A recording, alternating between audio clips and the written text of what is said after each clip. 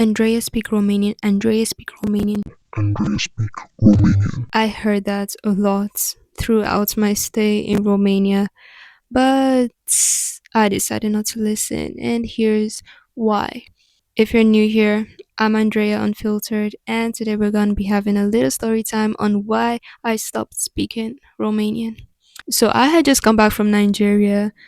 I applied for middle school or whatever, and I was about to start school about 3 weeks after I came, or about a month, but I came March 27th of 2022, and I started school sometime around 17th.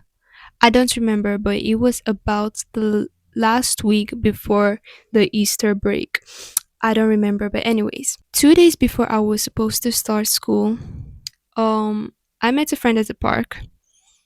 I was evaluated before then, to know what grade I would be put in. I was put in the sixth grade. I was evaluated on my knowledge on very basic stuff like history, physics, all of that, psychology. I don't know why, but I think I understand. And I think possibly English, like what kind of English I spoke, I don't know. But my head teacher, I soon found out that she would be my English teacher, who was really, really nice to me, by the way. I really loved her.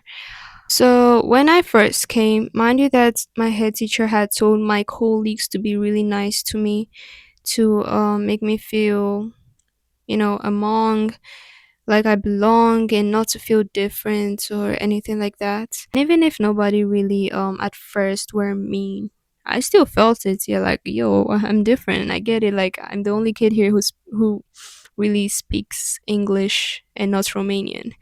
As of then, I didn't know Romanian like fluently. I was just learning very basic words, mostly Duolingo level Romanian, I guess.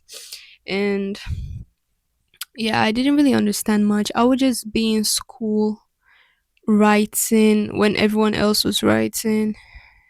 The teachers, some of them spoke English.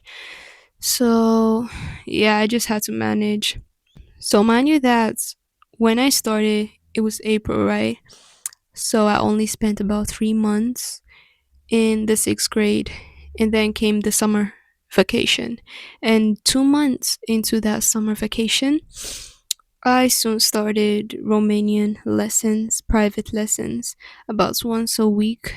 And by the end of that summer, I had learned how to make sentences in Romanian, like very basic sentences to make very basic conversations. But of course, it wasn't enough, but it was something to start with for a speaker. So I was so excited for seventh grade, and I didn't know what to really expect, but I thought that at least I would feel normal. I don't know, like other kids, maybe more like, but not exactly like. You get it. And I remember it was on a Thursday. We had French. We had French, and I remember vividly, like it was just yesterday. The French teacher told us to write something either in French or in Romanian, um, about what we would like to achieve before the end of that academic year. And she said Romanian or French. You get it? I knew a little bit of French in Nigeria, but because I was learning Romanian and didn't really practice, I forgot all of that. And sometimes I would mix, like, this was a major problem I had while learning Romanian. I would mix some French words with Romanian words. And yeah, it was chaotic. And that day, she was like, okay, write 10 things you would like to achieve, whatever. So I tried to put my brains together. I don't know. Mind you that she actually understood and spoke English, but I didn't know, like, I didn't even know how to really come about with that question. I was so confused. but I wanted to challenge myself as well. So I decided to do it. After writing, I knew very well that I ended up writing nonsense because I was combining French and Romanian together. But one thing I didn't expect that day was for her to read it in front of the whole class, and she was reading writings after writings until it was my turn. Now, mind you, that she did not mention the names of the people at first. Like, she would read whatever that is and then call the name of the person who wrote it right after reading it. When it was my turn, she saw what I had written. She read it out loud in the class.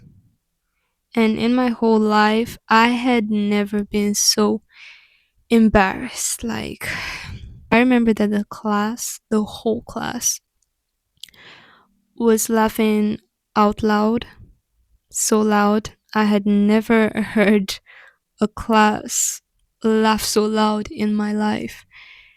And at that moment, I was like, I just want to bury myself at that. Like, can I just disappear at that moment?